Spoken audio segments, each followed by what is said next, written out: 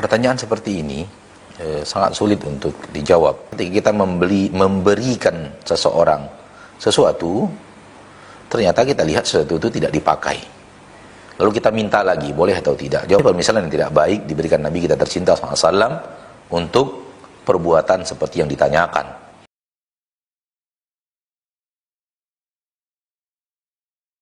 Assalamualaikum Ustaz. Waalaikumsalam warahmatullahi wabarakatuh. Bagaimana jika kita tahu seseorang itu sering melakukan kesyirikan, namun ketika meninggal dunia kita tidak tahu apakah beliau sudah bertobat atau belum? Bolehkah kita mendoakan agar Allah ampuni dosanya? Karena ana pernah mendengar dalil bahwa Allah melarang kita mendoakan kepada pelaku kesyirikan, Ustaz. Pertanyaan seperti ini sangat sulit untuk dijawab. Karena saya yang ditanya tidak tahu apa bentuk daripada kesyirikan yang tadi ditanyakan, sehingga tidak mungkin saya menjawabnya.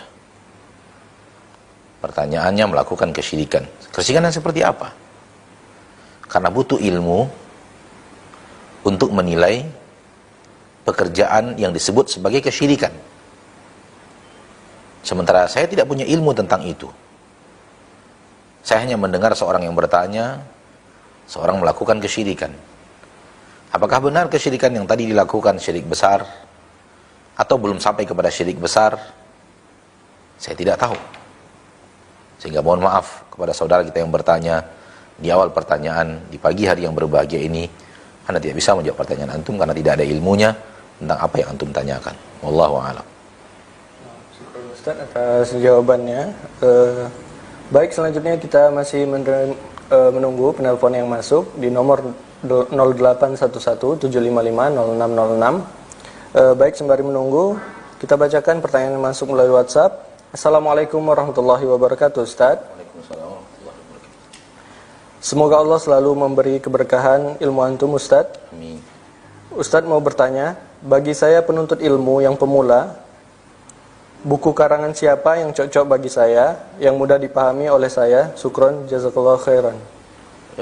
Tentang apa yang ditanyakan?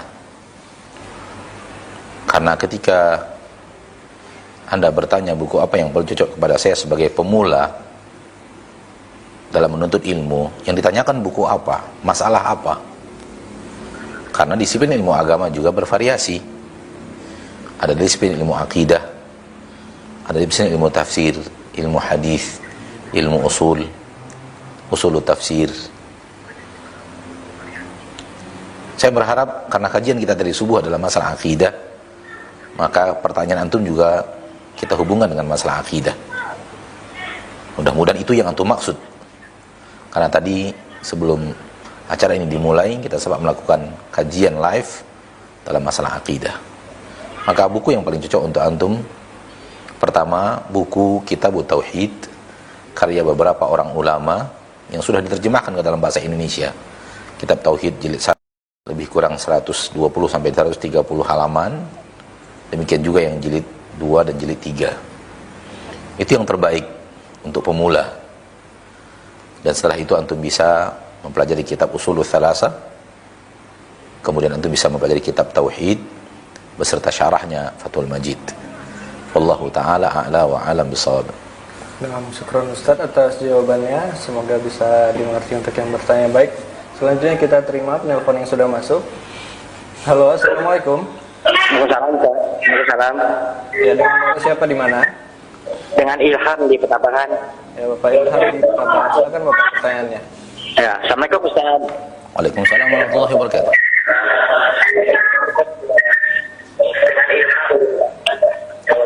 Bapak bisa dikecilkan volume televisinya.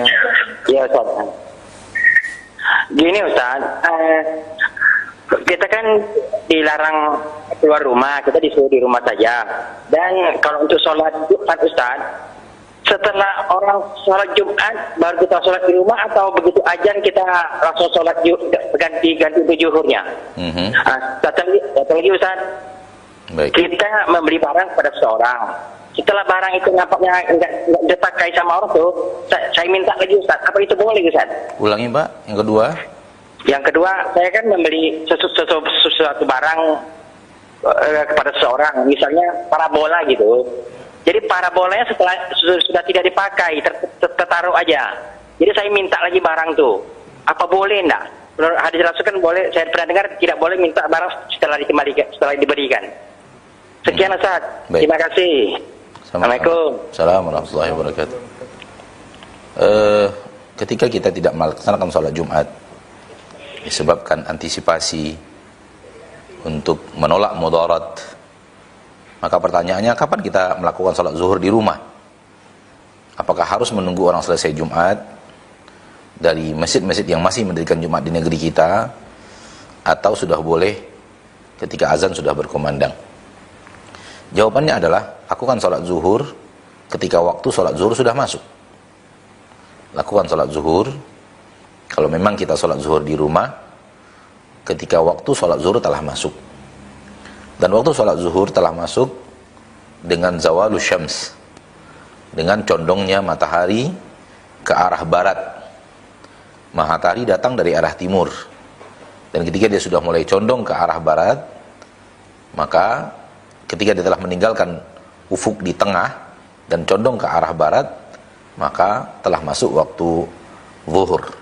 Dan biasanya masuk waktu zuhur di hari Jumat ditandai dengan azan Jumat. Wallahu ta'ala ala wa alam bisawab. Maka sudah boleh melaksanakan sholat zuhur di saat waktu sholat zuhur telah masuk. Kemudian pertanyaan kedua, ketika kita memberikan seseorang sesuatu, ternyata kita lihat sesuatu itu tidak dipakai, lalu kita minta lagi, boleh atau tidak? Jawabannya tidak boleh. Jangan. Sesuatu yang sudah kita berikan kepada orang, jangan diminta lagi, karena itu tidak baik dalam agama kita. Kalau sudah kita berikan, ketika kita berikan, apa yang kita inginkan? Kita menginginkan ridho Allah. Sudah kita dapat ridho Allah itu, kenapa barangnya kita ambil lagi? Kenapa benda yang telah kita berikan untuk mencari ridho Allah kita ambil lagi? Kenapa? Biarkan, ridho Allah insya Allah kita telah dapatkan.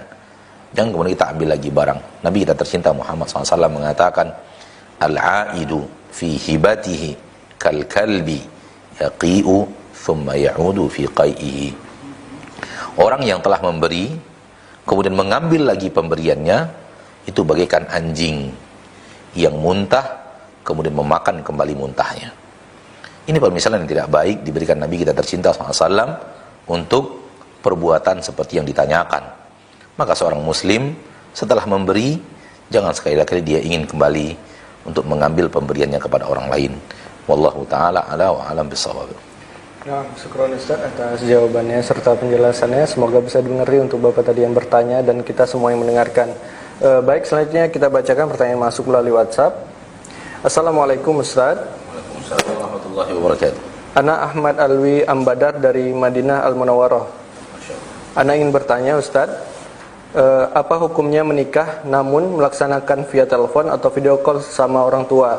Istilahnya menikah lewat telepon video call, dikarenakan mempelai pria beda jarak di luar negeri. Apakah pernikahannya halal dikarenakan jarak? Enggak tahu.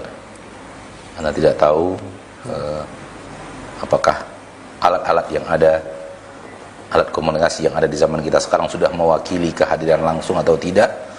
Anda tidak tahu, dan mudah-mudahan ada saudara-saudara kita yang tahu hukumnya dari fatwa para ulama untuk memberitahu kepada kita. Wallahu a'lam.